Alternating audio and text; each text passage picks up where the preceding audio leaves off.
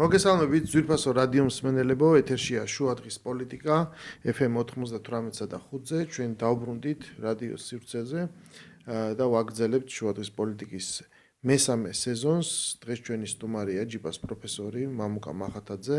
მე გამოვთვალე ეს უკვე მესამე სტუმრობა არის და რაღაცნაირად ერთ და იგივე თარიღზე უწევს თვის ბოლოს 24 რიცხვში ხოლმე და ჩვენ ვაფასებთ ხოლმე ძირითადად საერთაშორისო ვითარებას და ამერიკის როლს, როგორც ყველაზე ჯერჯერობით ყველაზე მსხვილი და მნიშვნელოვანი და გავლენიანი მოთამაშის თუ როგორ ვითარდება ეს ქვეყანა დონალდ ტრამპის არჩევის შემდეგ რა ცვლილება არის ამ ქვეყანაში და რა ზემოქმედება აქვს მას გარეშე ფაქტორებზე და ამაზე ვილაპარაკებთ. წინა კვირაში ჩვენ ეთერში არ ვიყავით, იმიტომ რომ ძალიან საინტერესო ვიზიტით ვიმყოფებოდი უნგრეთში, ამაზე მოგიყვებით უკვე ხუთშაბათს. ჩვენ შემდეგ სტუმართან ერთად დღეს კი ჩვენ ვილაპარაკებთ იმ ძალიან დრამატულ ნოემბერზე, რომელიც უკვე ვითარდება და უკვე რაღაცნაირად ესეთი შემოტრიალების წერტილად მორიგჯერზე იქცა. ამიტომაც დავარქვი ეს არის არა თქმილი, არამედ ბევრისთვის მწარე ნოემბერი, იმიტომ რომ ჩვენ ვხედავთ გეგმებს, ჩვენ ვხედავთ რა არის განსახილველი, რომელიც ძალიან მწარეა, იმიტომ რომ რეალობა გახდა მწარე, რეალობა მწარე იმიტომ გახდა, რომ ადამიანებმა ყურადღება მოაკლეს და დაანებეს თავი რეალობის აღქმას. შესაბამისად, ფაქტები არის იგნორირებული და ერთ ძალაში არის მხოლოდ აღქმები. ეს აღქმები არის ძალიან სუბიექტური და შემდეგ რა თქმა უნდა რეალობა დგება და ეს იმედგაცრუებაც ბუნებრივად ისადგურებს. რა თქმა უნდა, ყველა პირველ რიგში დავიწყებთ ყველაზე მნიშვნელოვანი და ესეთი რეზონანსული თემით, ამას ქვია მორიგჯერზე მცდელობა, რომ უკრაინაში შეწყდეს ომი. ჩვენ ხშირად ვიძახდით და მეც ხშირად ვამბობ, რომ საქართველოს პოლიტიკაზეც უმთავრესი გავლენა აქვს სწორედ ჩვენს სამეზობლოში, ჩვენს რეგიონში მიმდინარე ომს. პრაქტიკულად ჩვენ ვიმყოფებით აი ამ საომარი თეატრის არეალში, შეიძლება ესე ითქვას, დანამდვილებით და ეს ახდენს გავლენას ყველაფერზე. ამიტომაც ის, როდესაც დღეს ლაპარაკია ხოლმე მშვიდობაზე, მშვიდობა გახდა არა თავისთავადი მოცემულობა, არამედ კონკრეტული ძალისხმევის პროდუქტი უკვე. მოკლედ, ჩვენ ვხედავთ ამ ცდელობას, დაპირისპირებას და ვხედავთ ამერიკულ გეგმას, რომელმაც ჯერ გამოჟონა, შემდეგ დადასტურდა, რომ ნამდვილად ესეა, ატყდა სპეკულაცია იმასთან დაკავშირებით, რომ ვინ შეადგინა ეს გეგმა ბოლოს. როგორც პასუხისმგებლობის აღება რო იციან სხვადასხვა ორგანიზაციებმა ამერიკამ საბოლოო ჯამში აიღო ეს თავის თავზე, რომ ჩემი ავტორობით არის, თუმცა გაიფუძნება რა თქმა უნდა სხვადასხვა წინადადებებს და ეს გეგმა პრაქტიკულად ნიშნავს ერთგვარად კაპიტულაციას. ანუ ბევრი რამ შეიძლება შეიცვალოს, ბევრი რამ შეიძლება არ დადასტურდეს, ეს შეიძლება იყოს სამუშაო დოკუმენტი, კაცმა არ იცის ეს კიდევ ჩავარდება თუ არ ჩავარდება. ოღონდ ჩვენ სპეკულაციებში არ შევალთ, ამისთვის ჩვენ სხვა გადაცემა გვაქვს ამ ეთერში, ჩვენ ვილაპარაკებთ მხოლოდ ფაქტებზე. საქმე არის იმაში, რომ ამდენი თვის თავზე და პრაქტიკულად ერთი წლის შემდეგ, რაც დონალდ ტრამპი პრეზიდენტი გახდა, მაგიდაზე ისევ დევს დოკუმენტი, რომელიც პრაქტიკულად პირდაპირ ღაღადებს რუსეთის ფედერაციის ომში გამარჯვებას. ეს არის ფაქტი.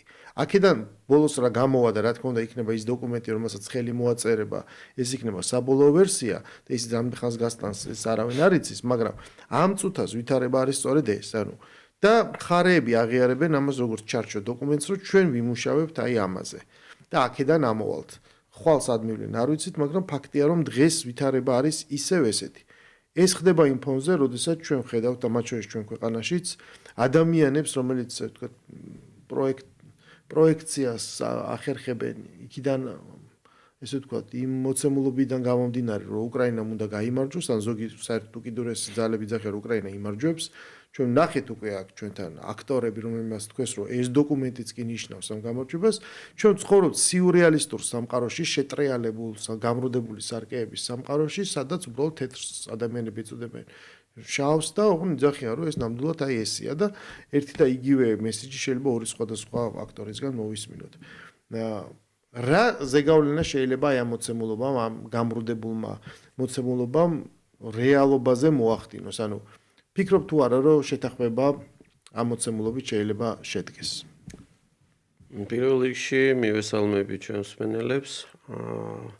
შემიძლია ვთქვა, რომ რა ვიცი, გამოღვიძება უფროა ვიღაცეებისთვის და მე არ მგონია რომ რეალობა მწარე იყოს, იმიტომ რომ რეალობაა, უბრალოდ ვიღაცა სიზმარშია, ვიღაცისთვის თქვათ, მოულოდნელია ის რაც ხდება, თუმცა ადამიანები ყურადღებას არ აქცევენ ძალიან ბევრ დეტალს და შესაბამისად ძალიან ხშირად ზედაპირულად უყურებთ ის იმედები, რომლებიც ვიღაცებმა რაღაცასთან, ასე ვთქვათ, თუნდაც ამერიკასთან დააკავშირეს, იყო ვთქვათ, შესაძლოა იყოს ფუჭი. თუმცა ამერიკელებისთან, ასე ვთქვათ, ამერიკაში ცხოვრების საკმარისმა გამოცდილებამ, ბევრ და მათთან ურთიერთობამ, ამერიკელებთან ურთიერთობამ, დამარწმუნა, რომ მათი რაციონალურობა საკმაოდ დიდია. და შესაბამისად, მათთვის მოულოდნელობები არ არის. არავინ არ აქცევს ყურადღებას თუ რეალურად ბაიდენის ომს ეძახის ტრამპი ამას, მაგრამ მთავარი მიზეზი, რომელიც უკრაინის კონფლიქტის დაწყების, ასე ვთქვათ, რეალური მიზეზი გახდა, იყო პირველი დარტყმის გამანადგურებელი დარტყმის რაკეტების განთავსება ევროპაში. და ამ ხელშეკრულებიდან მოკლე და საშუალო მანძილიანი რაკეტების შეთანხმებიდან ტრამპი გამოვიდა პირველი. ანუ ტრამპმა დაიწყო ზეწოლა რუსეთზე, რომელიც უბრალოდ შემდგომ გაგრძელდა და ტრამპზე უკეთესად არავინ არ იცის, ის გეგმა, რომელსაც თქვათ ის თავის დროზე ცდილობდა რომ განეხორციელებინა რუსეთის მიმართ, მუშაობს თუ არ მუშაობს. ანუ ჩემი აზრით ტრამპი დარწმუნდა რომ ის გეგმა, რომელიც იყო რუსეთის დასუსტებასთან დაკავშირებული, ჩავარდა. და შესაბამისად სხვა გამოსავალი გარდა იმისა, რომ რაღაც სახე შეინარჩუნოს ამერიკამ. ამ შემთხვევაში უკრაინა, ევროპა და რაღაცები ნაკლებად ადარდებს, ანუ მან უნდა შეინარჩუნოს სახე, რომ ამერიკა ჯერ კიდევ ყველაფერს წვიტავს. რა თქმა უნდა, ჯერ კიდევ ყველაზე დიდი სახელმწიფოა, ჯერ კიდევ ყველაზე დიდი ძალა აქვს, მაგრამ უბრალოდ სხვაებიც არიან ანგარიშგასაწევი. შესაბამისად, ამერიკელების მიერ შემოთავაზებული გეგმა შესაძლოა ვიღაცისთვის ექსტრემალურად ჟღერს, მაგრამ მოდით ესე შევხედოთ. და როგორც შენ თქვი, საბოლოოდ ამერიკამ ხაზი გაუსვა, რომ ეს დოკუმენტი, ამ დოკუმენტის ავტორები ისინი არიან. შესაბამისად, ისინი მაქსიმალურად ეცდებიან, რომ პირველადი ვარიანტთან მიახლოებული გაიტანონ. ხო, ეს უკვე ისეთი რაღაცა არის, რომელიც ამერიკელებს მუდმივად ჭირდებათ, რომ მათი დოკუმენტი არ შეიძლება დრამატულად შეიცვალოს. გამოდის, რომ ესე ვთქვათ, ისინი კარგავენ ზეგავლენას სამყაროზე, რაც მათთვის მიუღებელია. ანუ რეალურად რომ ვთქვათ, ეს ერთი სერია უკვე ნანახი გვაქვს. ჩვენ უკვე ნანახი გვაქვს ასევე რუსული სურვილები, უფრო ნაკლები სხვათაშორის ვიდრე ამ დოკუმენტში იყო და სტამბულს არ და თუ დააკვირდები ევოლუციას მოთხოვნებისას, ხო, ომის დაწყების წინ და მინსკის შეთანხმებების დროს რუსების მოთხოვნა ბევრად ნაკლები იყო და ის მუდმივად იზრდება. ხო, როგორც ქართული, იმიტომ რომ რეალობა იცვლება. ფრთიანი ფრაზა ხარჯი ნაქნარია რა და ის უკან არ გაიწევს ახლა. და ესთან ამის გამოცდილება მათ აქვთ. ჩვენ გვახსოვს, რომ სტალინმა ძალიან ბევრი გაიღო სამამულო ომისთვის და შესაბამისად ესევე მოითხოვა. შემდეგ და სხვა გზა არ ქონდათ, რომ თქვა რაც მოითხოვა, ის კონტრიბუცია იქნებოდა თუ ასე შემდეგ, ეს უნდა მაშინ დაეთმოთ და ამიტომ ჩატარდა ყველაფერი იალტაში და ეხლაც ფაქტიურად ცდილობა არის რომ შედგეს ახალი იალტა პრაქტიკულად რა. ხო, ახალი მოწყობა სამყაროს. ეს ანუ ერთის მხრივ უიმე ეს რა მიუღებელია, გავიგეთ რომ მიუღებელია, მაგრამ ნუ აბა რა შეცვალე იმის რომ მისაღები გამختارიყო, რა შეცვალე გარდა იმისა. და როგორც ძალიან დანანებით თქვა ბატონმა არესტოვიჩმა, ეს დღეს ითხოვენ 4 რეგიონს, ხვალ იქნება 6, ზეг იქნება 8 და ასე შემდეგ გავლენ ლვოვამდე. მაგრამ აი თავარი წინააღმდეგობა აქ არის ორი ფაქტორი. ადამიანების აღქმები, რომელთაც ეს არის სრული სიმწარე და შოკი და ისინი არ ელოდებიან, იმიტომ რომ ისინი ელოდებიან დაპირებულ ფილმს, სადაც კეთილმა უნდა გაიმარჯვოს ბოროტზე. ხო, ნუ კოგნიტიური დისონანსის ამბავია, ეს არის აბსოლუტური შოკი. შეხედულებას და არა სამყაროს. და ამ ხრივ ხო ეს რწმენა ძლიერდება. ეს სხვათა შორის რეფლექსირებს და ირეკლება ძალიან საინტერესო პერიოდში ცხოვრობთ, იმიტომ რომ პრაქტიკულად აი ეს დაპირისპირება გლობალური ჩვენთან აქ არ ეკლიერია, თქვა ამ საპროტესტო გამოსვლებში. და ის ტრამვა მიღებული აი ამ იმედგაცრუებით ბოლოს ჩვენ ამას ვისმენთ იმ შეძახილებზე რუსთაველის გამძრიდან რომ მაგალითად ბოლოს მაინც ჩვენ მოვიგებთ ანუ რას ნიშნავს ეს არის ზაფრის ბოლო კეთილი ამის ბოლო ალუზია ეს არის რომ რაც არ უნდა მოხდეს 1000 სიმწარე ბოლოს მაინც კეთილი გაიმარჯვებს ოღონდ ის რომ ჩვენ არ ვცხოვრობ ზღაპარში ეს არის მთავარი მომენტი და სიმწარე სწორედ ამას უკავშირდება არა რომ წამალი მწარეა ჩვენ ბავშვობაში განსაკუთრებით მწარე იყო რაღაც ეს ზღაპარიც ხო საიდან მოდის გურამ იქიდან მოდის რომ პრინციპში საბოლოო ჯამში გამარჯვებული მიწერდა სიკეთეს და შესაბამისად დამარცხებული ყოველთვის ბოროტი გამოდიოდა აქედან გამომდინარე ვთქვათ ისტორიულად შეიძლება ეს ზღაპრის ასე ვთქვათ საფუძველი ზუსტად ის არის რომ გამარჯვებული არის კეთილი. ხო, მაგრამ მე მგონია რომ ეს ამას არ აქვს დიდი საფუძველი. მე მგონია რომ ეს არის მეორე მსოფლიო ომის და კონკრეტულად ნიურნბერგის პროცესის შედეგი. იმიტომ რომ ნიურნბერგის პროცესმა უბრალოდ ის კი არ გააკეთა როგორც ყველა ომის შემდეგი ხო ვერსალის ზავი. არა, მან მორალური განზომილება შემოიტანა. ესენი იყვნენ ბოროტები და ისინი დასაჯეს იმიტომ რომ მათ კაცობრიობის წინააღმდეგ დანაშაული ჩაიდინეს და დღემდე სტიგმატიზირებულია. ჰიტლერი, ფაშიზმი, სვასტიკა ამის ცვლილება მანამდეც იყო პირველ მსოფლიო ომში. უბრალოდ თქვათ ინფორმაციული სივრცე არ იყო ისეთი და ასე ვთქვათ იმ დონის იდეოლოგიაზე არ იყო დაყვანილი. ხო? აი ნიურნბერგის მერე და მეორე მსოფლიო ომი. ნიურნბერგი არ მომხდარა პირველ მსოფლიო ომში. მომხდარა ზავი. როგორც მთელი ცხოვრება დგებოდა ზავი. მეფეს ვერ იჭერდი, როგორც დაგეჭირა უნდა გაგეშვა. ანუ შუა საუკუნეობრივი დაპირისპირება სულეთ სხვანი არსებობს წაგებული და მოგებული. აი ავიღოთ ნაპოლეონი დამარცხდა ვატერლოოში. ანუ ნაპოლეონს არავინ თავი არ მოკვეთა. ნაპოლეონი რა ვიცი, ერთხელ გადაასახლეს, მე მეორედ გადაასახლეს. ანუ უბრალოდ მისი იზოლირება მოხდა. ეს იყო წაგების შედეგი, ხო? და ჩვენ დღეს მივიღებთ სხვა განზომილება, უნდა დამთავრდეს ყველაფერი ისე, როგორც დამთავრდა 9 მაისს, ესე ვთქვათ რა. ანუ 2 მაისს, 8 მაისს, რომელი თარიღი, ანუ 30 აპრილს, ნებისმიერ თარიღში შეგვიძლია. სექტემბერი თუ იაპონიასაც ჩათვლი ხო არა. ყველას თავისი ასე. ეს არის ეს მომენტი და ეს არ ხდება და ამიტომაც ჩვენ ვიღებთ სწორედ აი ამ რეფლექსიას, რომ ეს ესე რატო არ ხდება და ფაქტია რომ არ ხდება. ძალიან საინტერესოა მოკლედ ეს მოსაზრება, რომ კი მან უფრო ღრმა ფესვი აქვს ამას და დღეს ესე იგი ძალიან უბრალოდ არავინ არ ლაპარაკობს, ანუ ერთი არის ეს მორალური დილემა და მეორე არის ანუ გაჯიუტებული ევროპა, რომელიც აზროვნებს კლიშეებით და რომელსაც არ სურს უბრალოდ ანუ გაზეთის შედეგზე იხილოს ედლანი. შენ თუ აკვირდები, არავინ არ ლაპარაკობს ანუ იმ ძველი ძალიან მარტივი აპრობირებული ტერმინოლოგიით როგორც უნდა შეფასდეს ესეთი პროცესი, ხო რომ მიმდინარეობს ომი, რუსების კი ჯერ კიდევ SVO-ს ეძახიან ხო სპეციალურ საომარ ოპერაციას, მიმდინარეობს ომი, ომს აქვს გარკვეული შედეგი, ვიღაცამ მოიგო და ვიღაცამ წააგო. ის ჩვენი რაღაც ოპოზიცია რომელიც მიჩვეული არის მთელი ეს აგვისტოს ამბები ჩვენი 2008 წლის დაიყვანეს მარტივ გენერალამდე ვინ დაიწყო ომი დღეს ყველა ერიდება რომ აი მარტივად თქვას რომ აი ამ მომენტისთვის ვინ იგებს ამ ომში ხო ამის ნაცვლად ჩვენ ვსვით ყველანაირ სიტყვას რაღაცნაირი მშვიდობაში შეფუთული რაღაც წინააღმდეგობრივი პარადოქსული თავის არიდება ხდება ხო ის ოღონდ არავინ ყველა ერიდება რომ დაარქვას მოვლენებს თავის სახელი და ჩვენ ხედავთ რომ ეს არის უფრო მნიშვნელოვანი დღეს იმ განზომილებისთვის, იმ პოლიტიკური კონსტრუქციისთვის, რაშიც ევროკავშირი ცხოვრობს, ვიდრე რეალური მდგომარეობა ფრონტის ხაზზე, გაწირული სიცოცხლე და დაღუპული ადამიანები, რაც ამას ეწირება, ხვდები? და არავინ არ ლაპარაკობს, რომ დავარქვათ მოვლენებს თავის სახელი. ანუ შენი აზრით ეს შეიძლება კიდევ დიდხანს გაგრძელდეს, შეიძლება თუ არა რომ აი, რა ვიცი, გაიმარჯვოს ევროპა ამ ნაწილში, თქვათ რომ მოვლენებს დაუტოვოს ის სახელები, რაც მას აწყობს. ნუ მოდით ესე ვთქვათ, ჩემი აზრით ევროპელები არ შეიცვლებიან, ხო? ანუ სხვადასხვა შეფუთვით ისინი მაინც საბოლოო ჯამში როგორც ცივილიზაცია მტაცებლური იყო, შესაბამისად თქვათ სხვადასხვა შეფუთვით ცდილობენ თავისი როლი გაზარდონ, ხო? ანუ მათი სიმდიდრის საფუძველი იყო ძარცვა, ანუ ყაჩაღები იყვნენ, ხო? ანუ ინგლისი, ხო? ანუ სხვებს ძარცვავდნენ.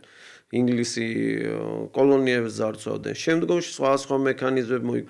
მათთვის ძალიან ძნელია იმის აღქმა, რომ ისინი მოთამაშეებად აღარ აღიქმებიან, ხო? ანუ მთელი ცივილიზაციის ბოლო 500 წლის განმავლობაში ისინი იყვნენ ძირითადი მოთამაშეები, ხო? ანუ ბოლო ალბათ 100 წელი არ არის, ხო? ჯერ ევროატლანტიკური რაც არის, ხო? მანამდე პრინციპში, მოდი ეს ვთქვათ, ანგლოსაქსური იყო, ხო?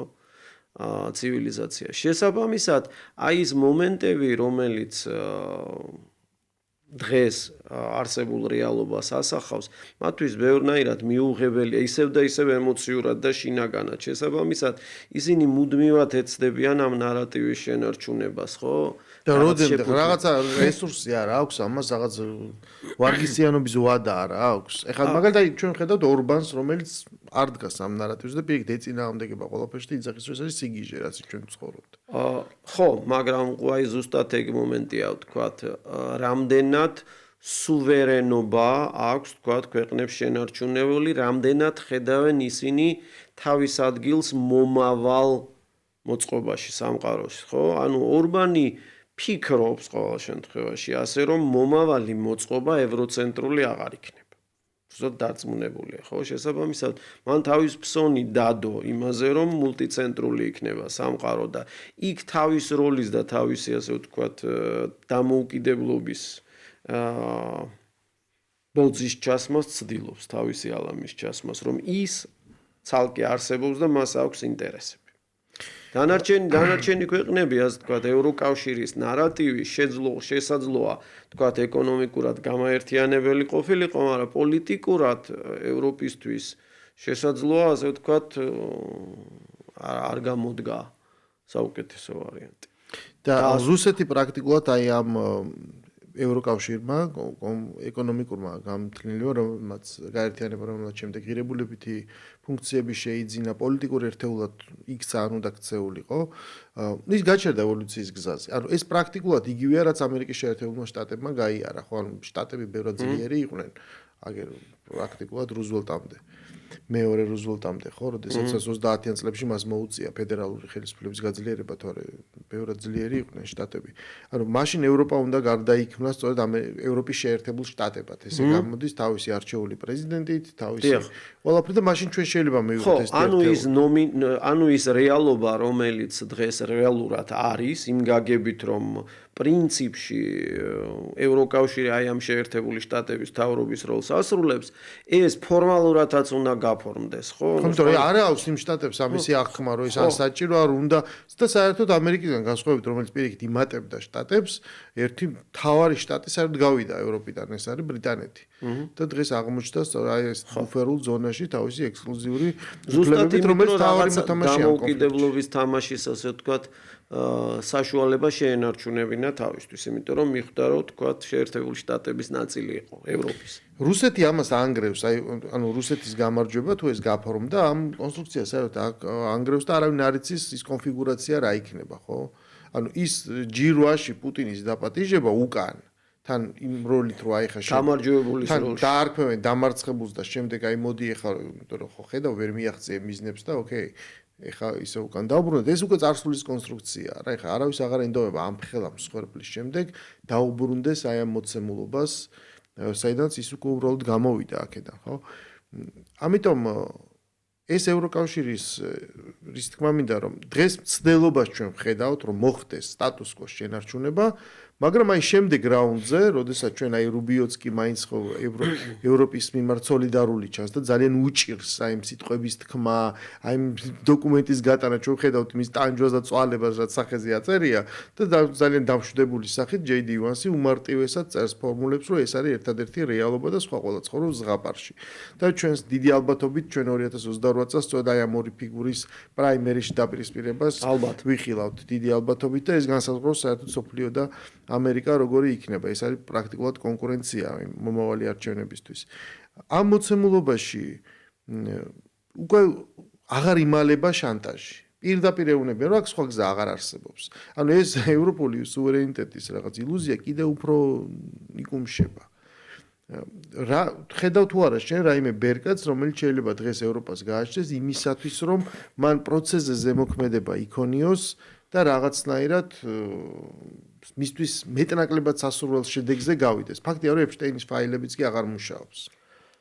ანუ შანტაჟის ინსტრუმენტებით სხვადასხვა აქტორის შენკენ გადმობირება უკვე აღარ ხდება, იმიტომ რომ უკვე დაიკიდა ეს ტრამპმა ესე თქვა და გახსნა ყველაკარი და აი რაც გინდათ უკვე ის ქეკეთ, იმიტომ რომ ეს იმდენი ხანი დუღდა ეს პროცესი, რომ რაღაცნაირად ძალაც დაკარგა რა. ბოლოს აღმოჩნდა რომ გადადუღდა. ნოამ ჩომსკიც კი სარგებლობდა თურმე ამ სერვისით და ეხლა არა, სერვისებს ვერ აბრალებენ, უბრალოდ მიმოწერა ქონდა და მუსიკაზე და ლინგვისტიკაზე საუბრობენ. ნუ დანარჩენი უკვე ფანტაზიის ნაყოფია, ფანტაზიის ხო, ფანტაზიის ნაყოფია ჩვეულებრივი ობიუატელისთვის გასაგებია ხო. ჩვეულებრივი ობიუატელმა ბევრმა არც პეპშტეინიც ის არც ჩომსკი მით უმეტეს ასე ვთქვათ ჩომსკის წვლილი მსოფლიოს წინაშე. შესაბამისად ვთქვათ შეიძლება ავტომატურად დააკავშიროს ყველაფერი. მაგრამ ყველაზე მნიშვნელოვანი არის ის, რომ თვითონ ევროპას ეს ბერკეტები ქონდა თავის დროს. ქონდა თავის დროზე და ის რისთვისაც ორი მიზეზით შეიქმნა. ერთი დაწერილი მიზეზი და მეორე მიზეზი, რომელიც ევროპელებს უნდა ქონოდათ, ეს იყო მნიშვნელოვანი ეკონომიკურ აქტორად ჩამოყალიბება და მეორე ის, რაც ამერიკელებს ქონდათ, ასე ვთქვათ, ზუსტად ის ევროპული მტაცებლური ინსტინქტი და ერთ ჯოგში გაერთიანებინათ და დაენიშნათ მათთვის ერთი წინამძღოლი. აი მეორემ უფრო იმუშავა. ანუ რეალურად 2008 წლის შემდეგ ევროპის ასე ვთქვათ დეინდუსტრიალიზაციას და ეკონომიკაზე დარტყმას ამერიკა ახორციელებს, იმიტომ რომ იმ ეკონომიკურ აღორძინებას ევროპისას, რომელიც ამერიკელებისთვის საშიში იყო, როგორც ვთქვათ, დომინანტი მოთამაშისთვის და იმ უნიპოლარულ სამყაროში. ეყრდნობოდა რას, ხო გვილაპარაკებთ შენ იაფ რუსულ გაზ, ემიგრანტებს და ასე შემდეგ და ასე შემდეგ. ხო, ანუ ისეთ რაღაცებს ეყრდნობოდა, რომელიც პრინციპში გამოეცალა ხელიდან და რაც თავარია თვითონ აი ამ იაფმა მუშახელმა და ემიგრანტებმა სხვა პრობლემები, დემოგრაფიული პრობლემები შეუქმნა. ანუ ევროპა როგორც თან ევროპულ სახელმწიფოს, რომელიც მაინც ეთნიკურია. განსხვავებით ამერიკისგან, რომელიც თუმცა ამერიკაშიც უკვე დაიწყო შიში, იმიტომ რომ მე ხშირად მესმის რაღაც უსმენ ხოლმე რომ უკვე გაჩნდა ეგეთი ფრაზა რომ რაღაცა წლისთვის მაგალითად თეთრი მოსახლეობა აღმოჩნდება უმცირესობა. ანუ არა თეთრი მოსახლეობა ლათინოსები თუ სხვები ეს ემიგრანტების ხარჯები გადაასწრებს. და ეს არის მიუღებელი. კი, მაგრამ ამას კიდევ ერთი მნიშვნელოვანი მომენტი შეიძლება მოყვეს, ხო? მსოფლმხედველობა WASP-ის, ანუ White Anglo-Saxon Protestant ერთია, ხო? მეორე ასე ვთქვათ კათოლიკე ჰისპანიკის მეორე, ხო? შესაბამისად მარკო რუბიო განსხვავებული ტიპი იქნება. მარკო რუბიოს უკან განსხვავებული ადამიანები იდგებიან. აი ეს განსხვავებული ადამიანები იმავე პოლიტიკას, რაც ვთქვათ რაღაცა თეთრ მოსახლეობას ვთქვათ, ჭდებოდა ვთქვათ, თუნდაც იგივე deep state და არ ვთქვით რაღაცა, ვეღარ გაატარებს იგივეს. ანუ ეს უკვე ჩანს, რომ ამერიკის ინტერესები გარკვეულ წილად ლათინოამერიკელების და მათ ასე ვთქვათ ლათინოამერიკული წარმოშობის როლის გაძლიერებასთან ერთად ამერიკის ინტერესები ისევ შებრუნდა უფრო ლათინურ ამერიკაზე, რომელიც გარკვეულად ვეღარ აკონტროლებენ.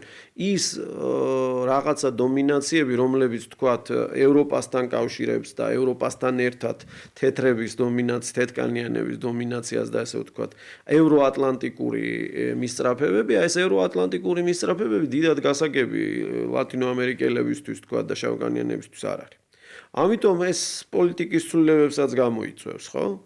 შესაბამისად, ევროპელებისთვის ყველაზე მნიშვნელოვანია ზუსტად ის, რომ აი ამ ევროკავშირმა პირველი ვერ შეასრულა ეს ეკონომიკური სიძლიერის მომენტების და მეორე აბსოლუტურად რადიკალური გარდატეხა უნდა მოხდეს, რომ ეს სუვერენიტეტები გაქრეს და გაქრეს ერთიანი ევროპელის როლი, ხო? გაჩნდეს ესეთი ერი, არ არის.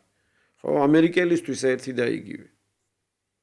ანუ ამერიკელები ამაზე აეწყვნენ, ხო, სახელმწიფო ამაზე აშენდა, რომ ყველა ხდება ამერიკელი, ანუ შენ ამერიკელი ხდები. სხვა არაფერი არ გაქვს. ის შენი რაღაც ნაციონალობა შენთვისაა. ხო, იმიტომ რომ მაინც ამომავალი წერტილი არის ემიგრანტი, რა, ემიგრაციის გასაგებია რომ შეიძლება რაღაც დაჯგუფება ხდება და მაგრამ უკვე შიშიც ჩნდება, რომ შეიძლება აი ეს ემიგრაციამ უკვე გარკვეულწილად უკვე ეროვნული პროფილი ერთგვარად შეცვალოს რა. ამის მიუხედავად მაინც ერთი ფუნდამენტი ისე რომ ეს ქვეყანა არის ყველა აქ არის ემიგრანტი და ყველა არის ადრე თუ გვიან ჩამოსული. თუმცა დღეს ჩვენ უყურებთ იმას რომ მიუხედავად იმისა რომ სწორედ WASP-ს ტრამპი გამოხატავს პირიქით ის თამაშობს უმცირესობებზე და რუბიო რომელსაც ლათინური წარმოშობა აქვს ის პირიქით ჩვენ ხედავთ აი ეგრეთ წოდებული deep state-ის ყველაზე ესეთ გავლენიან აქტორად ხო რომელიც მოკავშირე და ხიდია აი ევროპის წრეებთან ჩვენ ხედავთ ამ ევროპის წრეებს რომელსაც გავლენა უნდათ მაგრამ თუმცა ზედაპირზე ასე ჩანს ხო ერთი ადამიანი თუმცა ისაც ასე ვთქვათ ვერ გამოხატავს ამ deep state-ის მხარდაჭერას ღიად ხო იმიტომ რომ ის უკან ესეთი ფიგურები ეხა ეგრე კონდოლიზა რაისიც იყო შავკანიანი მდივანი მაგრამ მნიშვნელოვანია ზუსტად ხო წარმომადგენელი სახით არის რომ ვთქვათ ისინი გადაიბაროს ხო იმიტომ რომ ზუსტად ტრამპის ერთ-ერთი გამარჯვების ერთ-ერთი მთავარი წყარო ზუსტად ეგ იყო რომ ლათინოამერიკული წარმოშობის ჰისპანიკები, ხო, ანუ ლათინოამერიკული წარმოშობის ამერიკელების დიდი ნაწილი ყოველთვის დემოკრატების მხარეს იყო, რაც ტრამპმა შეცვალა. ხო, ეს დაახლოებით გავს ეს პირველი თაობის ესეთი ხელმძღვანელები, პირველი ოსკარი რა იყო შავკანიანმა მსახიობმა. მის მიმართ იყო სხვადასხვა ესეთი მოფრანგულო სახელი რა ხო. სიდნეი პუატზე. კი, მის მიმართ იყო დამოკიდებულება, მაშინ ძინვარებდა. ხო, კარგი ფილმია, გადამულები რო გარბიან. მიძინვარებდა ეს, ხო, სამოქალაქო მოძრაობა და ეს ყველაფერი და სხვადასხვა დამოკიდებულება ჰქონდათ, რომ ამით ხო არ ხდება ნორმალიზება, აი რაღაცა. მან მიიღო, ეს თქვა თეთრი ადამიანების პრიზი, შეიძლება ასე ვთქვა და ანუ თითქოს პრობლემა არ არის. მანდა ეს პლატფორმით გამოყენება კი არ ხდება ამის.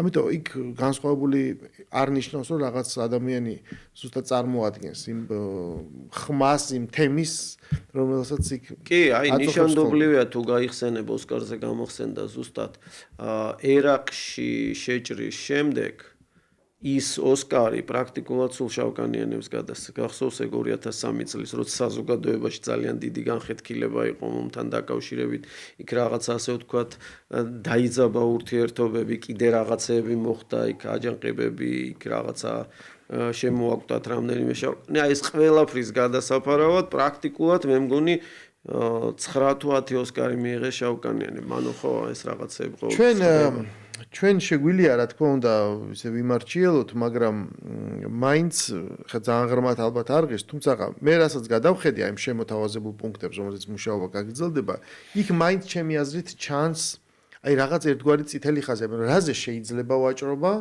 და რაზე შეიძლება თქვა რაღაც დაკორექტირდეს, აი მაგალითად აი რამხელა უნდა იყოს უკრაინის შეიარაღებული ძალები, ხო? ეს შეიძლება იყოს 600, შეიძლება 300, შეიძლება 800, ანუ ეს სავარაუდოდ შეიძლება იყოს ვაჭრობის საგანი. სად უნდა გაიაროს საზღვარმა ის გამყოფმა ხაზმა? ხო, აი ეგეთ ძალიან საინტერესო. იცი გამყოფ ხაზს რა ქვია? ანგლოსაქსონ ენაზე? გამყოფის ხაზი ხო ძალიან ბუნებრივია, რომ სადღაც იყოფ, აი ჩვენც გვაქვს საოკუპაციო ხაზი. არა, იქ ქვია შეხების ხაზი. შეხების ხაზი.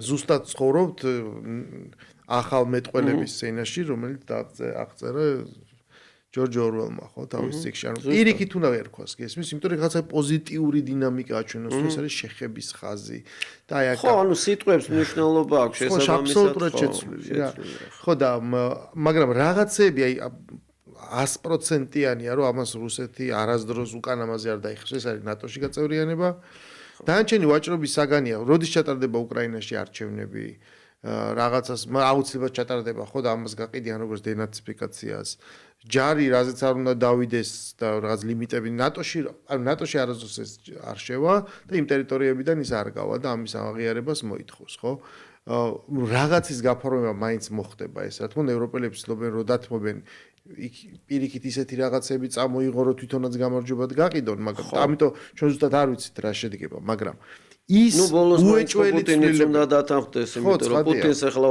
ორი გოზირი უჭირავს ხელში ერთი ეს შეთანხმება რომელსაც ასე ვთქვათ ამერიკელების მხრიდან აწვდის და ამერიკელების ავტორობით და მეორე ის ჯერ კიდევ აგრძელებს ეს ხო ანუ შესაბამისად არა აგრძელებს და თან მას ის თქვა სტრატეგიული სიღრმე გააშინა შეუძლია თქვას რომ ხა ჩვენც უნდა განვიხილოთ ეს ამერიკული დოკუმენტია ჩვენ იანიშოს თანახმავართ და ეს პროცესი რა თქმა უნდა გაგრძელდება და ჟენევაში ის რუსები და ანუ პუტინზე ზეწოლის ბერკეტები ძალიან მცირეა პრაქტიკულად ასე ვთქვათ როსნეფტის და ლუკოილის დასანქცირების მერე პრაქტიკულად აღარ დარჩა ხო ანუ რეალურად არაფერი აღარ ოღონდ ეგ დასანქცირება საინტერესოა იმიტომ რომ გადაიდო დროში ჯერ ის დედლაინი არ მოსულა კი ბევრ სხვადასხვა ქვეყანაში სხვადასხვა ვაჭრობა მოხდა უნგრეთში ცალკე, რუმინეთში ცალკე ის გადაიდო და ასე შემდეგ, მაგრამ ზოგადად ვიძახი, ანუ ფაქტიურად ეს არის ბოლო წვეთი. ხო, ის იმასაც ხდება ალბათ ტრამპი, რაც უფრო მეტად მიიწყვდება, მით უფრო აგრესიულ რუსეთს მიიღებთ, რომ მოც ხვალდაზე კაცმა არ იცი რა შეიძლება ამუშავოს. იმიტომ რომ აი აქ ყველაზე მნიშვნელოვანი რა არის, აი ჩვენ რაზეც დავიწყეთ ლაპარაკი.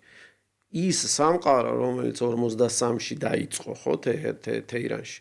45-ში პრაქტიკულად გაფორმდა, გაერო ეს საერთაშორისო ინსტიტუტები ყველაფერი. ანუ საერთაშორისო წესრიგი აღარ მუშაობს. ხო, ანუ რეალურად. ის უნდა შეიცვალოს. და აი ამაზე ვთქვათ, ისევ გადანაწილებაში, ხო, ვინ ვის მხარეს იქნება. წარმოიდგინე ვთქვათ, ჩინეთი, ინდოეთი, რუსეთი, ალბათ ჩრდილოეთ კორეაც, ხო, ანუ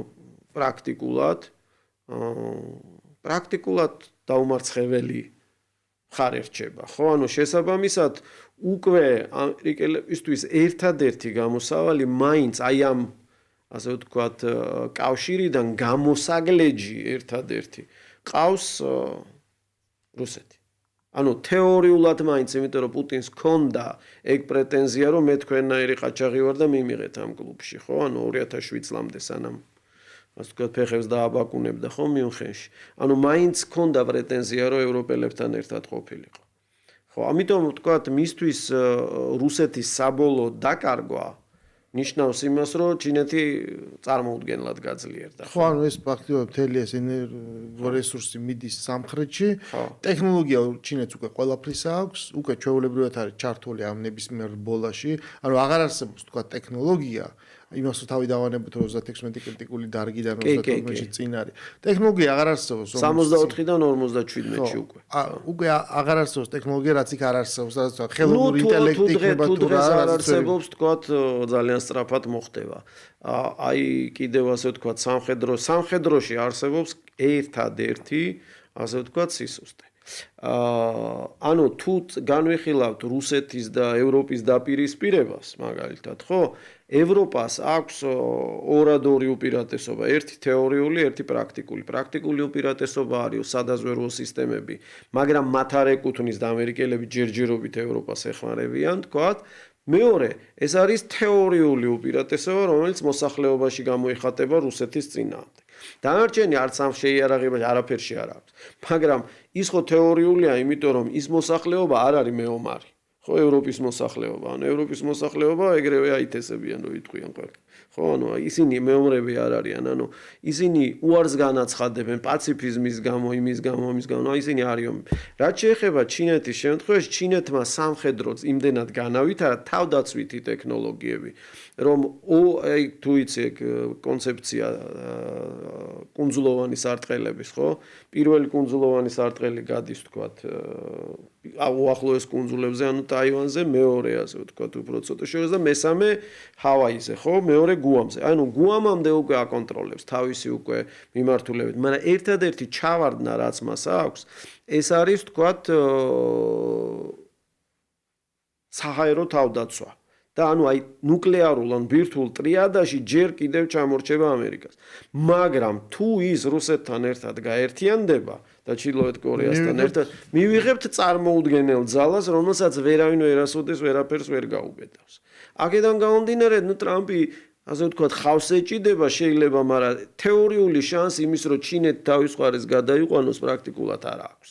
ამიტომ თეორიულად ფიქრობს, რომ როდისღაც შეიძლება პუტინს დაველაპარაკო და ვთქვათ, ჩემ მხარეს გადავიყვანო. და ყოველ შემთხვევაში იყოს ეს მულტიპოლარული სამყარო, ისინი ალიანსებში არ შევიდნენ. ხო, ანუ ალიანსი შეასუსტოს, ანუ რუსეთს შეთავაზოს პოლუსობა თუნდაც.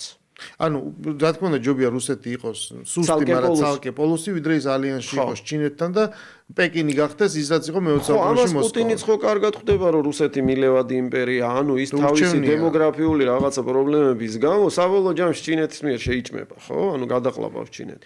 ამიტომ ახლა მარტივად რო თქვა პუტინის თეთრია და ურჩევნია ევროპელებთან. ხო, და კულტურა და ბევრი საერთო გააჩნია, ჩვეულებრივად ესეც ევროპელი ეს არის. თუმცა ურალს აქეთ, ურალს იქით ცოტა სხვანაირად. ნუ არა მომული ყავს ის საქმეც მაგაშია და ეს სიძლიერე ინდუსტრიული დღესდღეობით საშუალებას აძლევს, რომ მან ეს ტერიტორია შეინარჩუნოს საქართველოს და აკონტროლოს. ან დისფუნქციური უნდა გახდეს სახელმწიფო, რომ ან დეზინტეგრაცია განიცადოს, როგორც საბჭოთა კავშირის მოვიდა, ხო, ეგ სურვილი იყო, რომ ას დისფუნქციური გამხდარიყო. ხო, მაგრამ ჩავარდა ეს. ფაქტია, რომ ხო, არ მუშაობს. ესე ვთქვათ, უკან ანუ წეგანდელი აზრი რომ გავაგრძელო, რაც დავიწყე, ის არის, რომ აი ეს მოცემულობა ჩვენ გვაძლევს საშუალებას, რომ ძალიან პრინციპულ როგორიც უნდა დამთავრდეს სულ რო ჩავარდეს შეთანხმება, არსებობს ხაზი, რაც საიდანაც არ დაიხევს. პუტინი და ეს რაღაც აღიარება, იგივე ნატოს არ გაფართოება, რაც რა თქმა უნდა ურტყავს ალიანსს, უკვე დისფუნქციურს ხდის ერთგვარად, კეტავს თავის თავში და საერთოდ სხვა ეპოქაში შევყავთ. ხო, ის ეგზისტენციალური საფრთხეებია და იმაზე ხელს არ მოაწყობს. ეს უკრაინის ფრონტზე გამარჯვების დაფიქსირება აი ამ რეგიონში და სამეზობლოში ვითარებას რადიკალურად ცვლის. ანუ საქართველოს რას მოუტანს ეს? აი ეს ახალი წესრიგი ესე ვთქვათ. ახალი წესრიგი, მოდი ერთი რაღაცა ვთქვა, რეალობას ხო არ ცვლის, ხო? იმიტომ რომ ჩემი აზრია პირადი. ჩემი აზრით ასე ვთქვათ, საქართველოს განსაკუთრებულ როლს და ჩვენი გულისთვის თავის მოკლას არავინ ისედაც არ აპირებდა, ვთქვათ. უბრალოდ რაღაცა შეიძლება ილუზორულ იმედებს ჩაკლავს, ხო? იმ თვალსაზრისით, რომ ისედაც ჩვენ რეგიონში, კავკასიის რეგიონში ცალკე თამაშის საშუალება არც ერთ ქვეყანა აზერბაიჯანს, სომხეთს, საქართველოს წარმოუდგენელია რომ კონდეს, ხო? ისეთი მოთამაშეები თუ ართ გარშემორტყმული, სულ რო დავივიწყოთ ევროპა, ანუ ეს ევროპის ასე ვთქვათ, ჩარევა მხოლოდ ცეცხლის დანთების მომენტი შეიძლება და ყოფილიყო აი ძველი ჰარტლენდის თეორიიდან გამომდინარე და ბრიტანელებს. დანარჩენი რეალურად რუსეთი, თურქეთი და ირანი იმდენად ძლიერი მოთამაშეები არიან, ხო?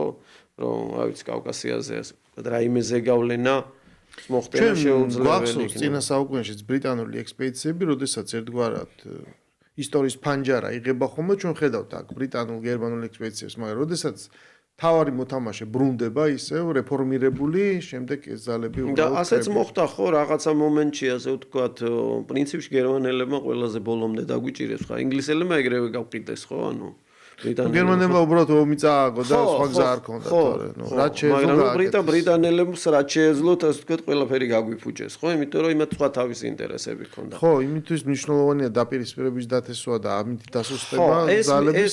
ეს მათი მუდმივი მექანიზმი იყო ყოველთვის, პალესტინა და ისრაელის მოწყობა, ასე ვთქვათ, მაგის გამო იყო. ანუ ჩვენი როლი არის აი ეს რაღაცა ისევ აი ამ სამყაროში მაქსიმალურად სუვერენობის შენარჩუნება და მაქსიმალურად ჩვენ არც ომი არ შეგვილია, ხო? იმიტომ რომ ასე ვთქვათ, რომ ბელგიის არ იყოს ერთ დღეში გაივლის, ხო? ანუ ჯარი.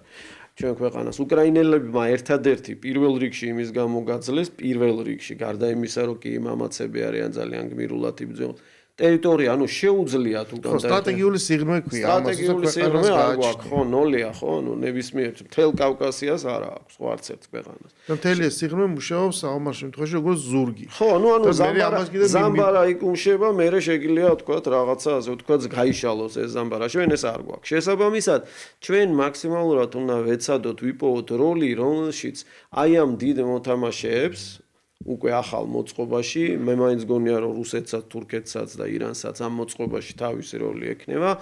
ჩვენ ვიყოთ ქვეყანა, რომლის სტაბილურობა მათთვის ყველასთვის იქნება მნიშვნელოვანი.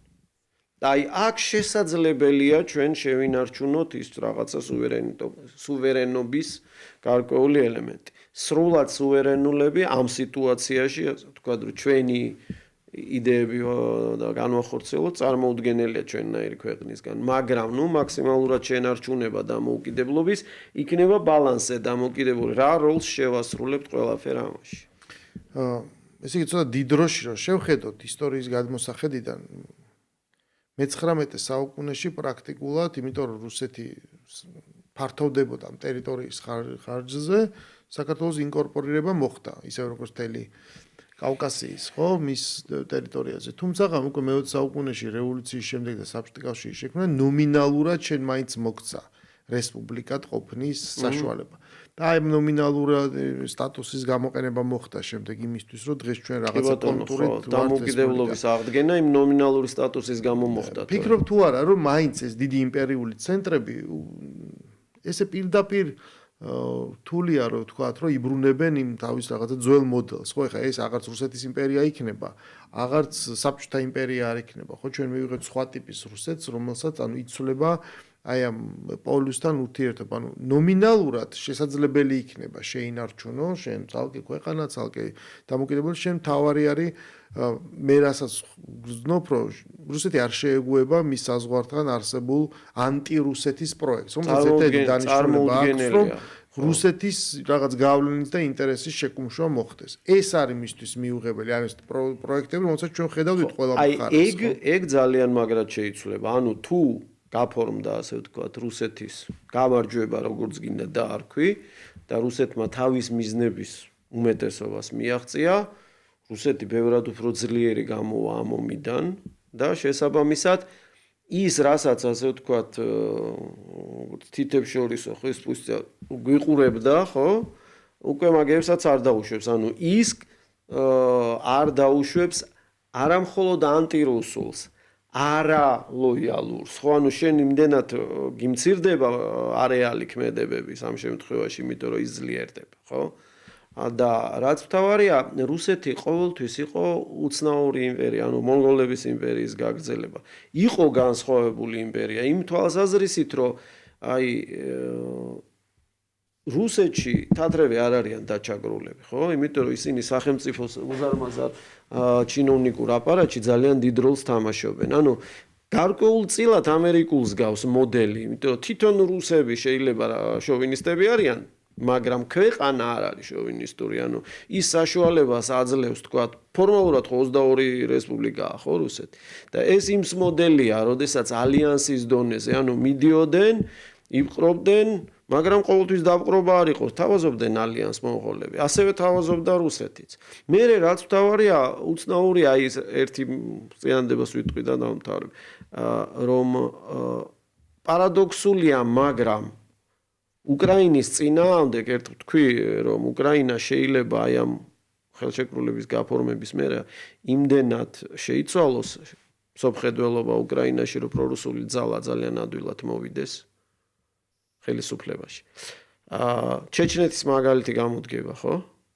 ჩეჩნებმა უზარმაზარი როლი შეასრულეს ამ ოპერაციაში. ხო, წარმოუდგენელი იქნებოდა, ვთქვათ, 20 წლის წინ, რომ ჩეჩნები, ვთქვათ, რუსების გვერდზე საქართველოს კავკასიის დაპყრობაში უდიდესი როლი შეასრულა. ხო, იმიტომ რომ ის გააჩნია პოლიტიკა როგორ ამიტომ ვიძახი, ანუ ის ვისაც იპყრობდა, კი, გარკვეულწილად, ანუ მათი ასიმილაცია არ იყო მხოლოდ ფიზიკური, ასე ვთქვათ, განადგურება, მათი ასიმილაცია იყო მენტალური ასიმილაცია და იმ კულტურაში ჩასმა.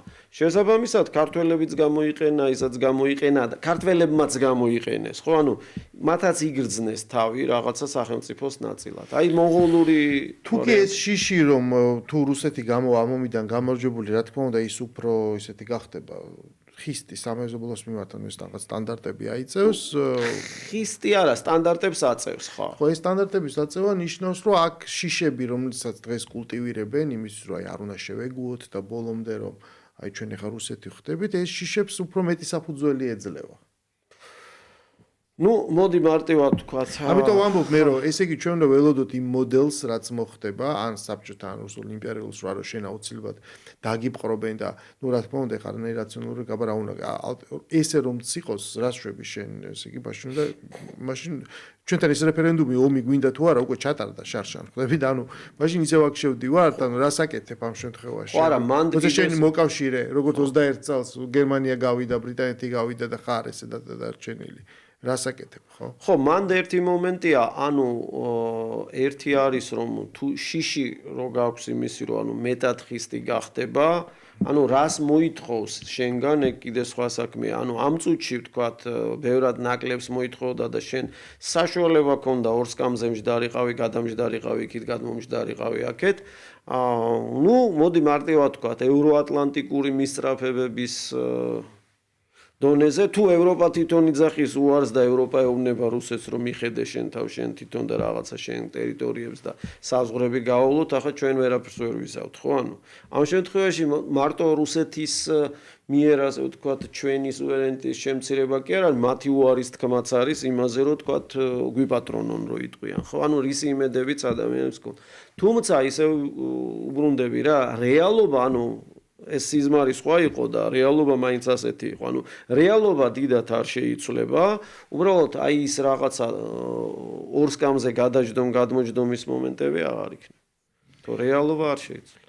კი ბატონო, გასაგებია, მოკლედ საინტერესოა, როგორ დასრულდება ეს თვე, რაღაც ამ თვის ბოლოს მაინც გამოჩნდება ეს შეთანხმება, ან შედგება, ან ჩავარდება, რას რა დაერქმევა და როგორ გამოჩნდება. მე მაინც მგონია, რომ იმიტომ რომ შეუძლებელია ხა კიდევ ერთი ტალღა ააგორო იმის მხოლოდ იმაზე დაყნობით, რომ ბოლოს ესე ჩავარდება და ვიღაცა ჩაშლის და ხელს არ მოაწევს. თუ დააკვირდით, ნაკლებად ისმის ევროპელთა ბრალდება, რომ არა რა სისულელია შეთავაზება, ამას პუტინი ჩაშლის. უკვე მეტი სიფრთხილით ხდება მიდგომა და დამოკიდებულება, ხო? იმიტომ რომ მეორეს მხრივ ეკონომიკა, რომელიც რუსული ეკონომიკა ომზეა აწყობილი, ბუნებრივია, რომ ამას დაჭირდება მაშინ ისეთი შეთავაზებები, სანქციების ისე მოხსნა, ისე დაბრუნება ეკონომიკაში, რომ ასეც უღირდეს ამის გაკეთება.